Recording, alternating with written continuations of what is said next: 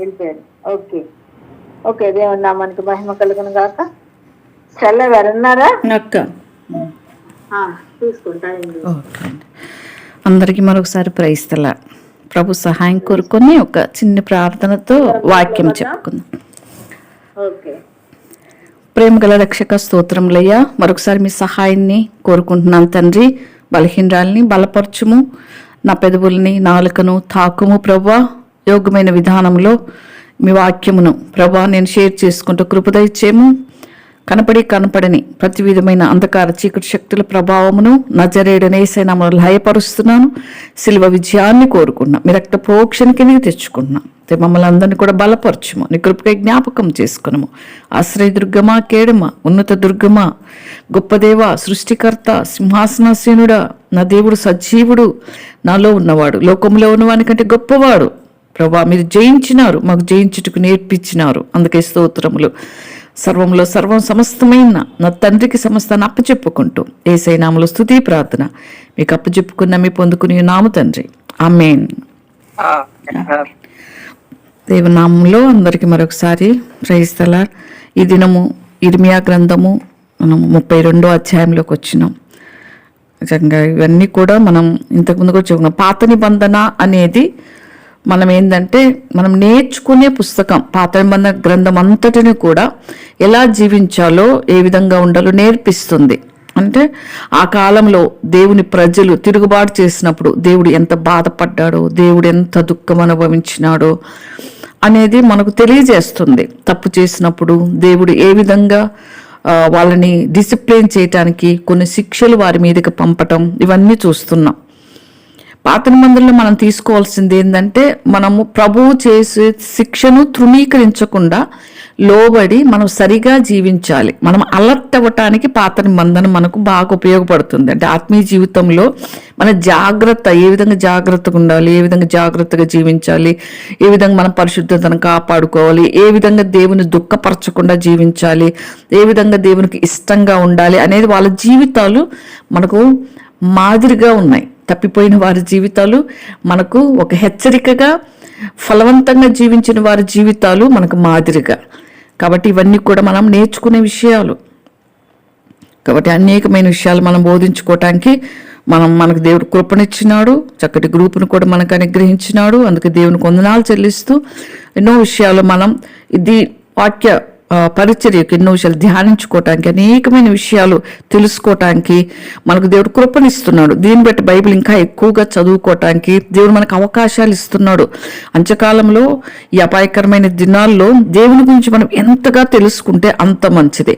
దేవుని గురించి ఎంతగా తెలుసుకుంటామో సాతానుడి యొక్క క్రియలు, సాతానుడు ఏమైతే చేయాలనుకుంటున్నాడో అవి కూడా మనం తెలుసుకుంటూ, జరుగుతున్న పరిస్థితులు, జరగబోయే పరిస్థితులు కూడా ప్రభు ద్వారా మనము బైబిల్ ద్వారా మనం తెలుసుకోవటానికి ప్రభు మన సహాయం చేయాలని ప్రార్థించుకుంటూ ఆత్మీయలో మన గ్రహింపుతో ముందుకు సాగాలని ప్రభు ఆశపడతా ఉంటాడు.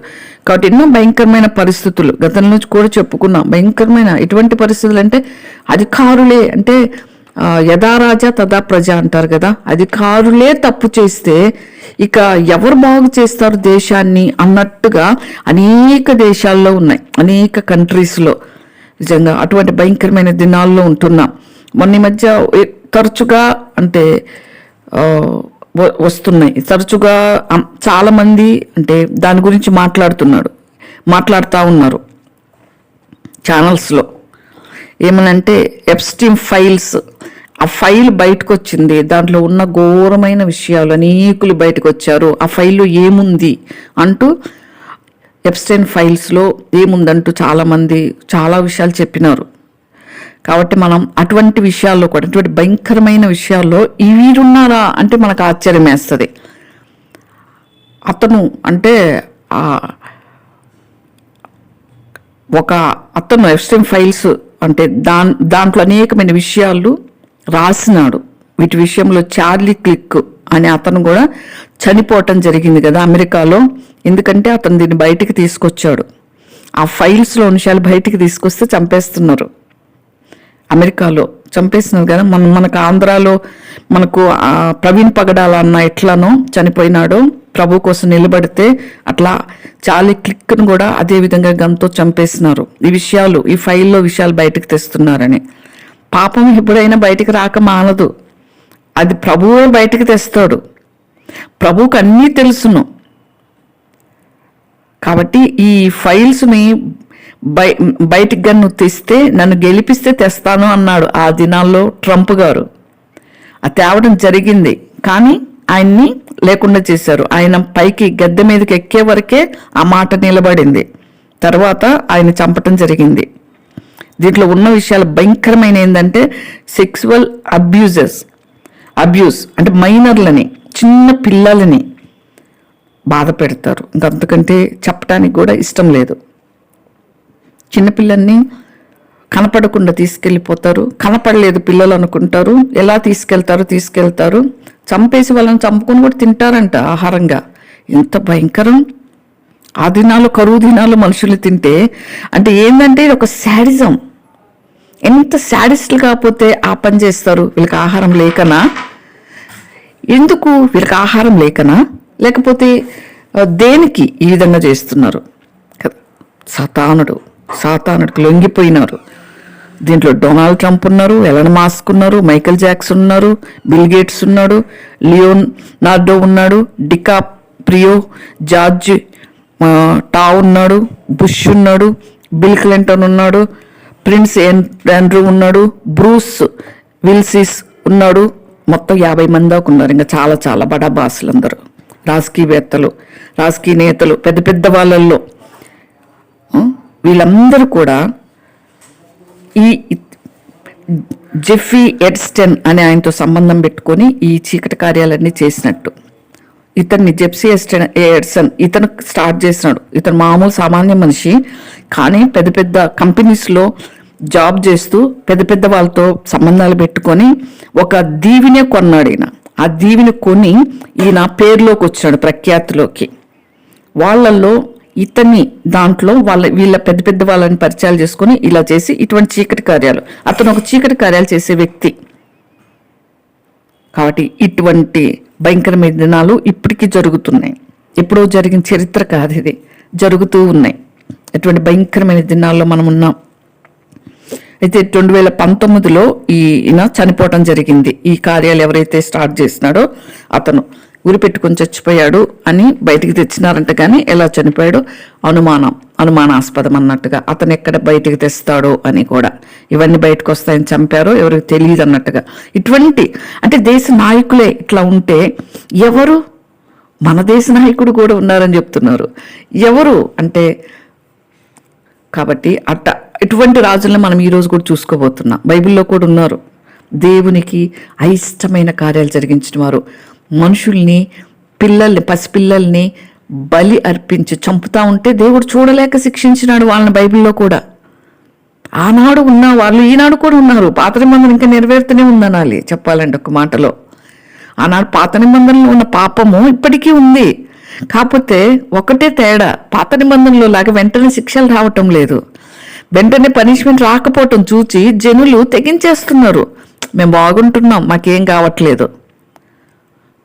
ఇటువంటి భయంకరమైన దినాలు, ఎవరిని నమ్మాలి ఎవరిని నమ్మాలి కూడా తెలియని దినాలు. ఇజ్రాయెల్కి అమెరికా అంటే సంబంధాలు పెట్టుకోవటం, దీనిలో ఉన్న రహస్యాలు మనకు తెలియదు. కాబట్టి మనం ఏదేమైనా అందరి కోసం ప్రార్థన చేయాలి. దీంట్లో అనిల్ అంబానీ కూడా ఉన్నారని చెప్తున్నారు. అంటే చిన్న పిల్లలు ఎంతమంది బలవుతున్నారో తెలియదు. నేను ఇది ప్రార్థన చేసుకున్నాం, మేము చెప్పి ప్రార్థన చేసినాం కలిసి. ప్రభా, పసిబిడ్డలను అప్పచెప్పొద్దయ్యా.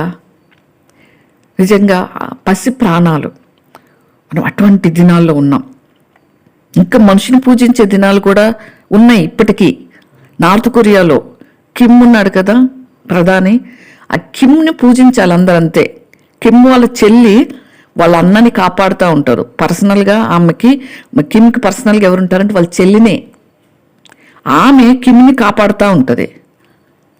కిమ్ని పూజించకుండా ఎవరినైనా పూజించినా, కిమ్ గురించి చాట్ని ఎవరైనా ఏదైనా మాట్లాడుకున్నా ఆమె చంపేపిస్తుందంట. అంత క్రూయల్ ఆమె, హిట్లర్ లాగా.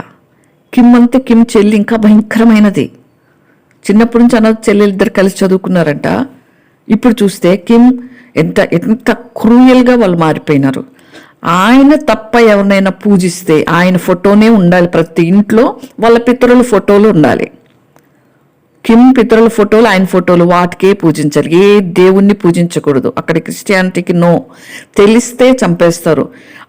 ఆ దేశంలో జరిగే అరాచకాలు భరించలేక బయటికి వెళ్ళాలి అని తప్పించుకోవటానికి చూశారు, దొరికినారంటే అక్కడే దేశద్రోహిని కాలు చంపేస్తారు. ఆ దేశం నుంచి బయటికి రావటానికి కూడా లేదు. అంతేకాదు, ఈ నార్త్ కొరియాలో వాళ్ళు సౌత్ కొరియా వాళ్ళు శత్రువులు వాళ్ళకి.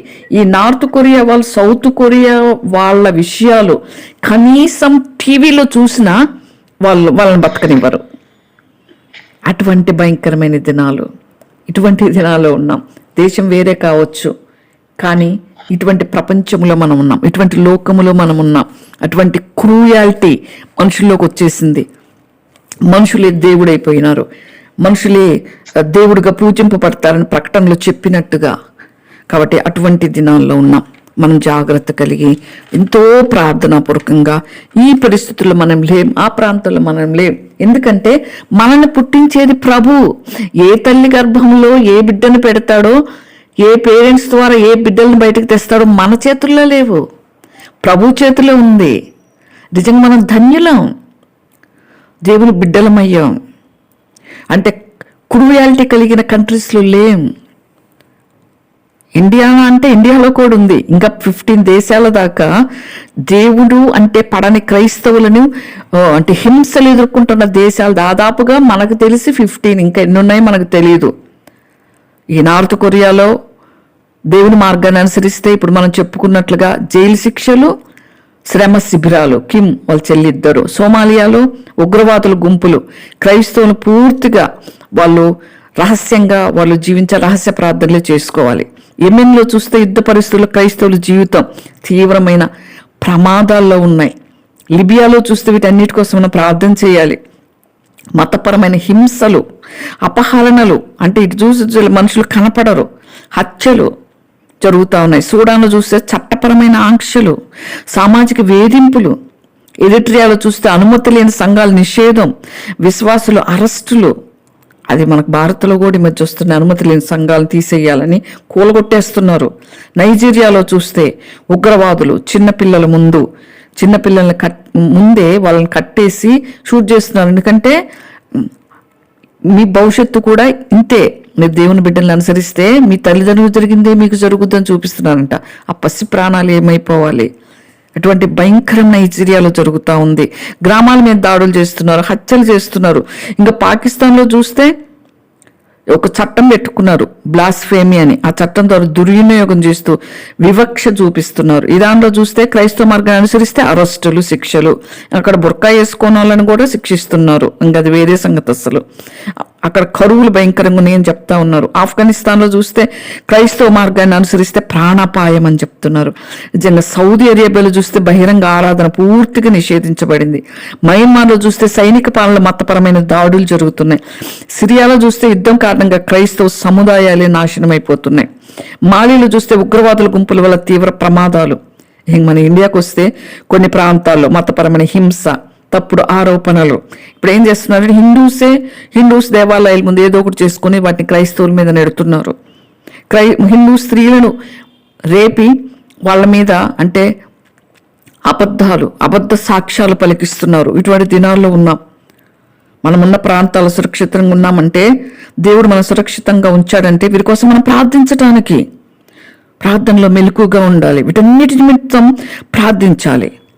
మనం ప్రార్థించడానికి సేఫ్ ప్లేస్లో ఉంచున్నాడు ప్రభు. మన భక్తిని బట్టి కాదు, నా భక్తిని బట్టి, నా నీతిని బట్టి, నేనేదో మంచిదాన్నని సురక్షిత ప్రాంతాల్లో ఉంచలేదు దేవుడు మనల్ని ఎవ్వరిని కూడా.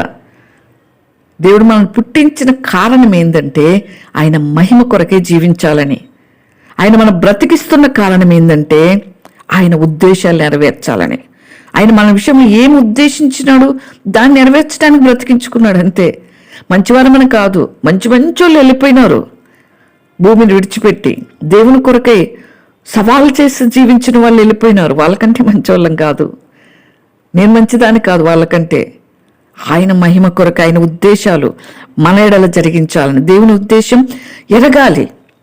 మనము అనేకులకి మాదిరిగా ఉండాలని ప్రభు మనల్ని భూమి మీద ఉంచినాడు. మన కుటుంబానికి మాదిరి, మన పిల్లలకి మాదిరి, మన ద్వారా మన కుటుంబానికి ఆశీర్వాదం, అనేకులకి ఆశీర్వాదం, సంఘాలకు ఆశీర్వాదం, అనేకులు దీవెనకరంగా ఉండాలని జీవింపచేస్తున్నాడు. ప్రభా, నేను అనేకులకు ఆశీర్వాదకరంగా ఉన్నట్లుగా నన్ను ఆశీర్వదించని ప్రార్థించాలి. కాబట్టి ఆ విధమైన ప్రార్థన మనం కలిగి ఉండాలి. మన పిల్లలని దేవుడు, మన తండ్రి అయిన దేవుడు, కొదమ సింహమైన దేవుడు మన ముందున్నాడని వాళ్ళకి ధైర్యం బోధించాలి. మన దేవుడు కొదమ సింహం, మన ముందు నడుచువాడు, ఎవరు పిరికివాడు కాదు. దేవుడు మనకు పిరికితనంగా ఆత్మనియలేదు, మనకు నిబ్బరమైన ఆత్మనిచ్చినాడు. దేవుడు నిజంగా మన హృదయాల్లో ఉంటే దేనికి భయపడం, దేనికి వెరవం. ప్రభు హృదయంలో లేకుంటేనే భయము, ఆందోళన కలుగుతూ ఉంటాయి. నా దేవుడు నా ముందున్నాడు, నా కొదమ సింహం నా ముందున్నాడు, నా తండ్రి అడుగులో నేను అడుగేస్తున్నా, నాకు ఏదైనా హాని కలిగితే ఫస్ట్ నా తండ్రి ఉన్నాడు అడ్డము నాకు. ఈ ధైర్యం మనం కలిగి మనము అనేకులకి, మన కుటుంబానికి ధైర్యం నూరిపోయాలి. ఆ దినాలు ఇశ్రాయేలు ప్రజలు, యూదులు పిల్లల్ని ఎంత రఫ్గా పెంచుతారంటే ప్రతి ఒక్కరు యుద్ధం చేసేలాగా చిన్నతనం నుంచి పెంచుతారు. మనం కూడా అలా పెంచాలి. పిల్లల్ని ధైర్యవంతులుగా పెంచాలి, వాళ్ళకి సాహసం నేర్పించాలి. నేను మహిమకు అదే చెప్తాను, ధైర్యంగా ఉండాలని. మహిమ నిన్ను అంటుంది, మమ్మీ కొంతమంది నేనే కల్పించుకొని మాట్లాడుతున్నాను ఈ మధ్య అని. అలానే ఉండాలి నాన్న, ధైర్యంగా ఉండాలి. నాలో ఉన్నవాడు లోకంలో ఉన్నటువంటి కంటే గొప్పవాడన్న ధైర్యం, నాలో ఉన్న దేవుడు యుద్ధ శూరుడు, అది మర్చిపోకూడదు. ఇదే నేను పిల్లలు బోధించుకుంటాను. గొప్ప దేవుడు మన దేవుడు. మీ పట్ల దేవుని ఉద్దేశం ఏది ఉందో అది నెరవేర్చుకోమని ప్రార్థన చేసుకోండి అని చెప్పుకుంటాను నేను. ఆయన ఉద్దేశాలు ఆపటానికి నేనెవరిని? నా తండ్రి పరలోకపు రాజు. వారు నాకు ఇచ్చింది ఒక ఉద్దేశంతో, ప్రభు కొరకై వారు నాకు ఇచ్చినాడు. ప్రభు కొరకై పెంచమని ఇచ్చినాడు దేవుడు. ప్రతి పేరెంట్కి, దేవుని బిడ్డలకి పిల్లల్ని ఇచ్చేది ఏంటంటే ఆయన కొరకై పెంచాలని, ఆయన ఉద్దేశాలు నెరవేర్చాలని, ఆయన మనస్సు ఎరగాలని.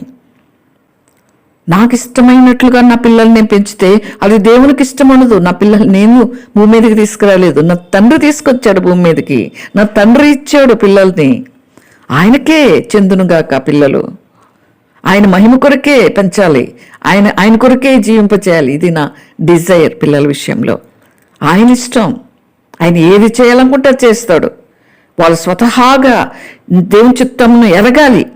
అదే పిల్లలకు చెప్తాను, మీకు మీరుగా దేవుని చిత్తం, మీ జీవితం ఏమైనదో ఎరగండి. నేను కాదు చెప్పేది, మీరే చెప్పాలి దేవుడు నాతో ఇట్లా మాట్లాడాడని. వాక్యం త్రూగా, వాక్యం చూపిస్తూ ఆ విధంగా మనం పిల్లల్ని పెంచుకున్నట్లుగా దేవుడు మనకు సహాయం చేయనుగాక. ఇంకా మన వాక్యంలోకి వెళ్తే, ఈ వాక్యంలో గ్రంథంలో విషయాలు మనం చూస్తే ఇది సిద్కియా గురించి ఉంది. సిద్కియా పరిపాలన ఇది మనం చూస్తే ఆఖరి రాజు సిద్కియా, ఇశ్రాయేలు పరిపాలించిన రాజు. యెహోయాకీము కాలంలో యెహోయాకీము పరిపాలించినాడు, యెహోయాకీను పరిపాలించినాడు, యెకొన్యా పరిపాలించినాడు. యోషియా కుమారులు వీళ్ళు నలుగురు. సిద్కియా యోషియా కుమారులుగా ఉంటూ యోషియా నడిచినట్లు నడవలేదు. యోషియా మంచి రాజు, కానీ వీళ్ళ అన్నదమ్ములే ఒకరినొకరు మాదిరిగా తీసుకున్నారు, రోల్ మోడల్గా తీసుకున్నారు. ఒకరు నడిచినట్లు ఒకరు విపరీత బుద్ధితో నడిచినారు. కాబట్టి ఇటువంటి విధంగా ఉండకూడదని ప్రభు మనకు సెలవిస్తున్నాడు. ఎవరు మంచిగా జీవిస్తారో వాళ్ళని మన మాదిరిగా తీసుకోవాలి. మన ఎదురుగున్న వాళ్ళని మన మాదిరిగా తీసుకోవద్దు. దేవునికి ఇష్టంగా ఎవరు జీవిస్తున్నారు, దేవుని కొరకు ఎవరు నమ్మకంగా ఉంటున్నారు, ఎవరు మంచి క్రియలు చేస్తున్నారు, వాళ్ళని మాదిరిగా తీసుకోవాలి అని మనం నేర్చుకుంటాం ఈ రాజుల ద్వారా. ఈ సిద్కియా గురించి మనం సిద్కియా చేసిన పనులను బట్టి దేవుడు ఎంతగా బాధపడుతున్నాడు అనేది అధ్యాయంలో చూస్తాం. సిద్కియా చరిత్ర మనం అనేక విధాలుగా మనం చూసుకున్నాం ఇంతవరకు. 2వ రాజులు 24వ అధ్యాయము 18 నుంచి 20లో ఉంటుంది సిద్కియా గురించి. మొత్తం 4 గ్రంథాల్లో సిద్కియా గురించి రాయబడింది. సిద్కియా గురించి కొంచెం క్లుప్తంగా చూసుకొని మనం అధ్యాయంలోకి వెళ్దాం. 2వ రాజులు 25, 22లో కూడా ఉంది, 22 వరకు. 2వ దినవృత్తాంతాల్లో కూడా 36, 11 నుంచి 21 వరకు. ఇంకా 2 గ్రంథాల్లో కనిపిస్తాడు. 52వ అధ్యాయంలో కూడా చూస్తే మనకు మిగిలిన అధ్యాయంలో ముందుకి మనం క్లియర్గా సిద్కియా గురించి చూసుకోవచ్చు. ఇప్పుడు 32 చాప్టర్ కాబట్టి ఇందులోనే ఉందాం. యెహెజ్కేలు 17వ అధ్యాయంలో కూడా కొన్ని మాటలు సిద్కియా గురించి రాయబడినాయి. యెహోయాకీను వచ్చేసి 37 సంవత్సరాలు చెరలో ఉన్నాడు. యెహోయాకీను కాలంలో నెబుకద్నెజరు వచ్చి యెహోయాకీను చెరపట్టుకొని వెళ్ళిపోయినాడు. కాబట్టి ఈ విధంగా యెహెజ్కేలు కూడా ఆ దినాల్లోనే చెరపట్టుకొని పోయినారు సిద్కియా టైంలో. ఈ సిద్కియా కూడా యెహోయాకీనుకు పినతండ్రి. ఈ సిద్కియా యెహోయాకీను ఉన్నాడు కదా, పినతండ్రి అంటే వాళ్ళ బాబాయ్, వాళ్ళ చిన్నాన్న అని చెప్పొచ్చు. సిద్కియా యెహోయాకీనుకి యోషియా కొడుకు. తర్వాత ఈ సిద్కియా 20వ రాజు, ఆఖరి రాజు. 20 మంది రాజులు కదా యూదులకి, యూద రాజ్యానికి, దక్షిణ రాజ్యానికి. యెహోయా ఈ యొక్క సిద్కియా 20వ రాజు. 19వ రోజు యాకీను పట్టుకొని పోయినారు ఆ దినాల్లో. యాకీను కూడా అసలు ఈ 17వ రాజు యెహోయాహాజు వచ్చి 3 నెలలు మాత్రమే పరిపాలించినాడు. యెహోయాకీము అంటే ఎలియాకీము అని పేరు. వీళ్ళు సిద్కియాకు కూడా, సిద్కియాకు ముందు పేరు మత్తియా. ఎందుకు పేర్లు మారుస్తానంటే ఈ పేర్లు మార్చడం వాళ్ళకి వాడుక రాజులకి ఆ దినాల్లో. ఎందుకంటే నేను పెట్టిన పేరు నీకు పెడుతున్నా చూడు, నేనే నేను రాజుగా చేస్తున్నా కదా, నువ్వు నా మాట వినాలి, నా కింద పరిపాలించాలి, నేను చెప్పినట్టు చేయాలి అని వాళ్ళ పేర్లు వాళ్ళు అలా మార్చుస్తారు. కాబట్టి ఆ విధంగా మనం నేను ఒకసారి విన్నాను, ఈ సినిమా యాక్టర్లు, హీరోయిన్లు, హీరో పేర్లు అంటే మార్చేస్తారంటే సినిమాలోకి ఫీల్డ్లోకి వెళ్ళగానే. ఎందుకో గుర్తొచ్చింది. ఎందుకు వాళ్ళు మారుస్తారంటే ఇక వాళ్ళ చేతిలోకి వెళ్ళిపోతారు, ఆ సాతాను సామ్రాజ్యంలోకి వెళ్ళిపోతారు. వాళ్ళంట సాతాను సామ్రాజ్యానికి, సాతానికి క్రియలకి వాళ్ళు అప్పచెప్పుకుంటారంట. వాళ్ళలో చాలా మంది ప్రభులోకి వచ్చారంటే దేవుని కృప. చాలా మంది రక్షించబడ్డారు, చాలా మంది సాక్ష్యాలు చెప్పారు, చాలా మంది చెప్పగా విన్నాను నేను. దేవుని బిడ్డలు చాలా మంది ప్రభువులోకి రాగలిగినారు. వాళ్ళ కోసం కూడా మనం ప్రార్థన చేయాలి. ఇంకా దేవుని సంకల్పంలో ఉన్న వాళ్ళు కూడా తెలుసుకుని రావాలి అని. అది పేర్లు మార్చడంలో ఉద్దేశం. అది ఇప్పటికీ జరుగుతూ ఉంది. మొత్తం ఆరు మంది సిద్కియాలు కనబడతారు మనకు బైబిల్లో. ఒక ఆయన ఏమో అబద్ధ ప్రవక్త. 1 రాజులు 22:11-25 వరకు చూస్తే వస్తుంది. ఈ సిద్కియా అబద్ధ ప్రవక్త. కెనాయన కుమారుడైన ఆహాబు కాలంలో ఉన్నాడు. ఆహాబు కాలంలో మీకాయన ప్రవక్తను చెంప మీద కొడతాడు కదా, ఆ దుర్మార్గుడు ఈ సిద్కియా. తర్వాత ఇర్మియా 29:21-23లో మైషేయ కుమారుడు ఒక అబద్ధ ప్రవక్త సిద్కియా. తర్వాత ఇర్మియా 36:12లో కూడా ఒక ప్రధానిగా సిద్కియా కనబడతాడు యెహోయాకీము కాలంలో. నెహెమ్యా 10:1లో కనబడతాడు, ఒక ప్రధానిలో ఒక సిద్కియా ఉంటాడు. మొదటి దినవృత్తాలు 3:16లో ఉంటాడు యెకొన్యా కుమారుడు సిద్కియా. తర్వాత ఇర్మియా 32 ఇప్పుడు మనం చూసే అధ్యాయంలో యూదా రాజు అయిన సిద్కియా. కాబట్టి ఈ విధంగా ఇంతమంది సిద్కియాలు, 6 సిద్కియాలు కనబడతారు. ఈ రాజు సిద్కియా రాజు గురించి మనము చెప్పుకోబోతున్నాం. 2వ రాజులు 24:18లో కూడా ఇతని తల్లి లిబ్నా ఊరివాడైన ఇర్మియా అంటే కుమార్తె అయిన హమూటలు అని. ప్రవక్త ఇర్మియా కాదు, ఇంకొక ఇర్మియా ఉన్నాడు కదా, ఇర్మియాలు కూడా ఉన్నారు కదా. ఆ ఇర్మియా కుమార్తె హమూటలు ఈ సిద్కియా తల్లి పేరు. అంటే యోషియా తండ్రి ఒక్కడే కానీ వీళ్ళకి తల్లి వేరుగా. హమూటలు వీళ్ళ తల్లి. యెహోయాకీము తల్లిగా, యెహోయాకీముకు కూడా, యెహోయాహాజుకు కూడా ఈమె హమూటలే తల్లి. కాబట్టి 2వ రాజులు 23:31లో కూడా మనం చూస్తాం లిబ్నా ఊరివాడైనా అని.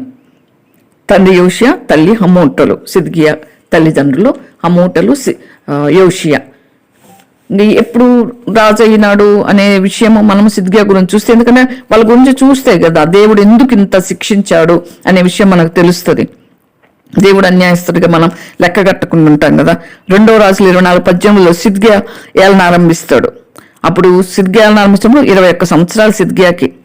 యెరూషలేములో 11 సంవత్సరాలు ఏలినాడు. 32వ సంవత్సరం వరకు పరిపాలించినాడు.